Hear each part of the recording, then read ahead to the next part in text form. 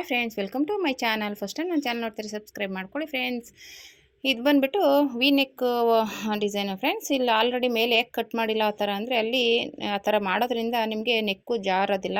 ನಾವು ಸ್ಟಿಚ್ಚಿಂಗ್ ಮಾಡಬೇಕಾದ್ರೆ ಆ ಕಡೆ ಈ ಕಡೆ ಸ್ವಲ್ಪ ಸರಿಯೋ ಚಾನ್ಸ್ ಇರುತ್ತೆ. ಈ ಥರ ಮಾಡ್ಕೊಳ್ಳಿ, ಅವಾಗೇನಾಗುತ್ತೆ ನೆಕ್ಕು ನೀಟಾಗಿ ಬರುತ್ತೆ. ಒಂದು ಸ್ವಲ್ಪ ಶೋಲ್ಡರ್ ಜಾರೋದು ಆ ಥರ ಎಲ್ಲ ಆಗೋಲ್ಲ. ಇದು ಒಂದು ಪಾಯಿಂಟು ನೆನ್ಪಿಟ್ಕೊಳ್ಳಿ. ಈ ಥರ ಮಾಡೋದ್ರಿಂದನೂ ಅದು ಅವಾಯ್ಡ್ ಆಗುತ್ತೆ ಅಂತ ಅಷ್ಟೇ. ಈ ರೀತಿ ವಿ ನೆಕ್ನ ಫಸ್ಟು ಬ್ಲೌಸ್ ಪೀಸ್ ಇಟ್ಬಿಟ್ಟು ಅದ್ರ ಮೇಲೆ ಲೈನಿಂಗ್ ಇಟ್ಟು ನೋಟ್ ಮಾಡ್ಕೊತಾ ಇದ್ದೀನಿ. ಈ ರೀತಿ ಇಟ್ಟಾಗ ಅದು ನಾವು ಮಧ್ಯೆ ಕಟ್ ಮಾಡಿರಲ್ವ, ಅವಾಗ ಕರೆಕ್ಟಾಗಿ ಅದೇ ನೇರಕ್ಕಿರುತ್ತೆ. ಆ ಕಡೆ ಈ ಕಡೆ ಸರಿಯಲ್ಲ. ನಾವು ಕಟ್ ಮಾಡಿಬಿಟ್ಟಾಗ ಏನಾಗುತ್ತೆ, ಒಂಚೂರು ಆ ಕಡೆ ಈ ಕಡೆ ಆದರೆ ಅವಾಗ ಶೋಲ್ಡರ್ ಡ್ರಾಪ್ ಆಗೋದು ಆಗುತ್ತೆ. ಕಟ್ ಮಾಡ್ಕೊಂಡು ಇವಾಗ ನ್ಯಾಚ್ ಹಾಕ್ಕೊಂಡು ಉಲ್ಟಾ ತಿರುಗಿಸ್ಕೊಂಡು ಒಂದು ಪಾಯಿಂಟ್ ಹೊಲಿಗೆ ಹಾಕ್ಕೊಂಡು ಈ ರೀತಿ ರೆಡಿ ಮಾಡ್ಕೋಬೇಕು. ಇದು ರೆಡಿ ಮಾಡ್ಕೊಂಡಾದಮೇಲೆ ಕೆಳಗಡೆ ಬೋ ಕೊಟ್ಟು ರೆಡಿ ಮಾಡುವಂಥದ್ದು ಅಷ್ಟೇ. ಇದು ವಿ ನೆಕ್ಗೆ ಬೇಕು ಅಂದರೆ ನೀವು ಪೋಟ್ಲಿ ಬಟನ್ ಇಟ್ಕೋಬೋದು, ಇಲ್ಲ ಅಂದ್ರೆ ಪೈಪಿಂಗ್ ಕೊಡ್ಬೋದು. ಇದು ಬಟ್ಟೆ ಸಾಕಾಗಿಲ್ಲ, ಸೀರೆ ಬೇರೆ ಜಿಗ್ಜಾಗ್ ಮಾಡಿಬಿಟ್ಟಿದ್ದೀನಿ. ಹಂಗೂ ಲೇಸ್ ಏನಾದರೂ ಸಿಕ್ಕಿದ್ರೆ ತಂದು ಹಚ್ಚೋಣ ಅಂದ್ಬಿಟ್ಟು ಸುಮ್ಮನಾದೆ. ಅದೇ ಕಲರ್ದು ಏನಾದರೂ ಲೇಸು, ಇಲ್ಲ ಅಂದರೆ ಅದೇ ಒಂದು 1/4 ಮೀಟ್ರ್ ಬಟ್ಟೆ ತಗೊಬಂದ್ಬೇಕಾದ್ರೆ ಕೊಡೋಣ. ಸುಮ್ಮನೆ ಇವಾಗ ಫಾಲ್ಸ್ ಎಲ್ಲ ಹಾಕ್ಬಿಟ್ಟಿದೆ ಸೀರೆಗೆ, ತಿರ್ಗಾ ಕಟ್ ಮಾಡಿದ್ರೆ ಸರಿ ಹೋಗಲ್ಲ ಅಂದ್ಬಿಟ್ಟು. ಅಂದರೆ ಇದು ಸ್ಲೀವ್ಸ್ಗೆ ಜಾಸ್ತಿ ತೊಗೊಂಬಿಡ್ತು ಬಟ್ಟೆ, ಕಟ್ ಮಾಡ್ಕೊಂಡಿದ್ದೆ. ಹಂಗಾಗಿ ಸ್ಲೀವ್ಸಿಗೆ ಸಾಕಾಯಿತು. ಇನ್ನು ಬೋಗ್ ಒಂದಕ್ಕೆ ಅಡ್ಜಸ್ಟ್ ಆಯಿತು.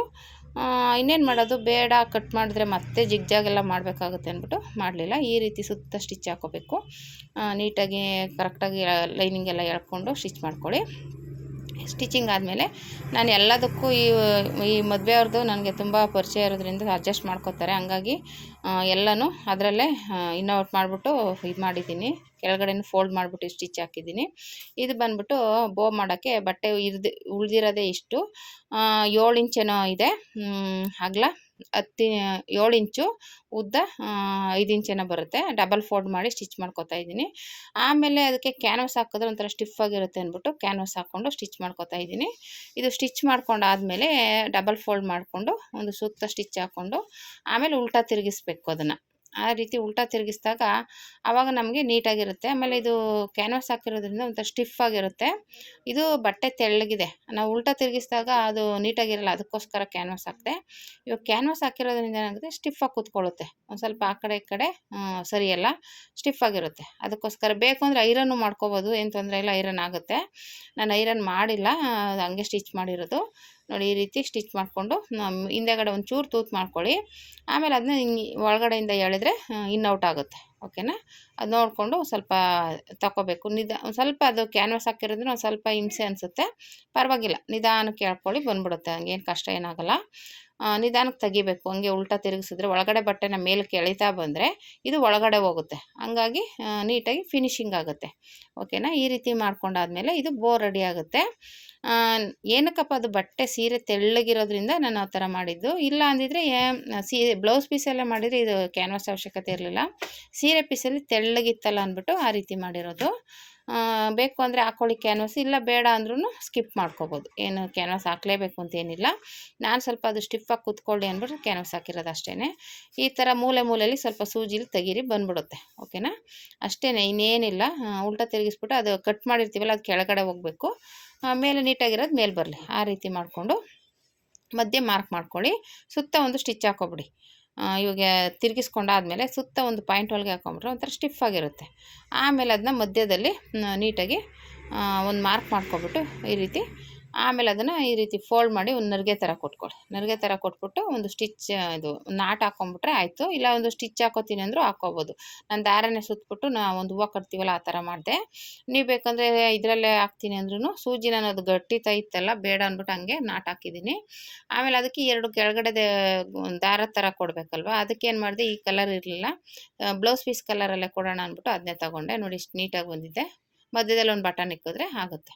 ಆಮೇಲೆ ಇದರಲ್ಲೇ ಸ್ವಲ್ಪ ಕಟ್ ಮಾಡ್ಕೊಂಡು ಕೊಡೋಣ ಅಂದ್ಬಿಟ್ಟು ಅದೇ ಪೀಸಲ್ಲಿ ತೊಗೊಂಡೆ. ಅದರಲ್ಲಿ ಸ್ವಲ್ಪ ತಗೊಂಡು ಎರಡಕ್ಕೂ 2 ಭಾಗ ಮಾಡಿ ಕಟ್ ಮಾಡಿಕೊಂಡು, ಇದೇನಿಲ್ಲ, 1 ಇಂಚು ಅಂದರೆ 2 ಇಂಚ್ ತೊಗೊಳ್ಳಿ. 1 ಇಂಚು ಫೋಲ್ಡ್ ಮಾಡಿದ್ರೆ 1 ಇಂಚ್ ಬರುತ್ತೆ ನಮಗೆ, ಸಾಕು, ಚಿಕ್ಕದೇ ಸಾಕು, ದೊಡ್ಡದು ಬೇಡ.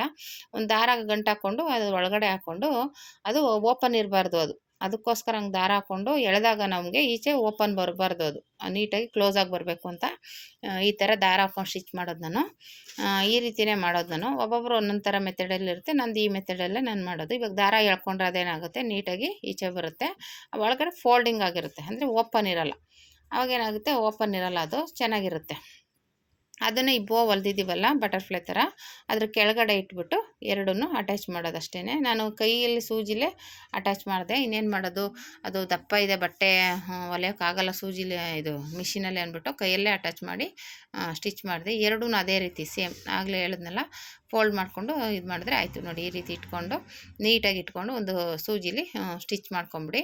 ಆಮೇಲೆ ಬೇಕಾದ್ರೆ ನೀವು ಬೇಕು ಅಂದ್ರೆ ಮಿಷಿನಲ್ಲೇ ಮಾಡ್ಕೊಬೋದು, ತೊಂದರೆ ಏನಿಲ್ಲ. ನೀವು ಮಿಷಿನಲ್ಲೇ ಮಾಡ್ತೀನಿ ಅಂದರೂ ಮಾಡ್ಬೋದು.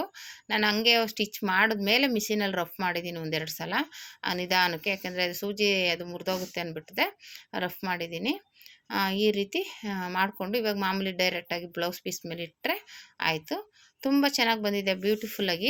ವಿ ನೆಕ್ಕು, ಮತ್ತು ನಾನು ಹೇಳ್ದಂಗೆ ವಿ ನೆಕ್ಕಲ್ಲಿ ನೀವು ಪೈಪಿಂಗು, ಪೋಟ್ಲಿ ಬಟನ್ ಎಲ್ಲ ಇಟ್ಕೊಂಡು ಮಾಡ್ಕೊಬೋದು.